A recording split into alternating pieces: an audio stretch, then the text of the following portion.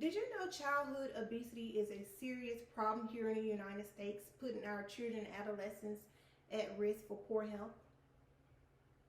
Upon the records across the board, children and adolescents aged 2 to 19 years, our record shows the prevalence of obesity at 18.5 and affected 13.7 million children and adolescents.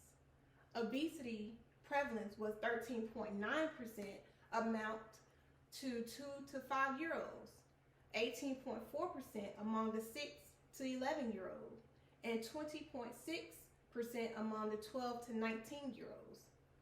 Hispanics 25.8% and non-Hispanic blacks 22% had higher obesity prevalence than non-Hispanic whites at 14.1%. And this was last updated on June 24th of 2019. Some may be wondering, what is obesity? Obesity is an abnormal or excessive fat accumulation that is a risk to health. It is also a body mass index, in parentheses BMI. Over 25 is considered overweight, and over 30 is considered obese. And you can calculate this by dividing your height and weight, and that will determine your BMI. We have to start educating ourselves to help our kids, and it starts in the home. I know work can take a toll on our lives on what's important, but we have to make our kids' lives our priority. So educating ourselves the proper foods to eat, physical activities that are needed and how often that is needed is a start. Because we want to see our kids live a longevity life filled with less health problems if we can help it. So let's not mention the food that we're eating nowadays. Here is some of the causes of obesities. I have 5 factors here. Let's start with genetics. It can be inherited. The food addiction. We have kids that want to eat all the time instead of having a set schedule for them. We have certain medicines. Some kids are taking medicine.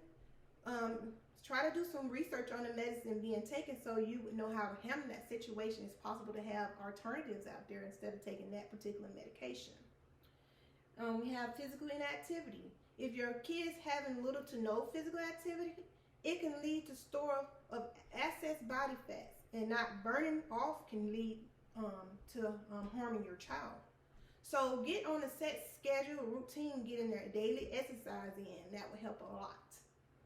And we have high carb diet. So if you're having this in your child's diet daily, it is very deadly.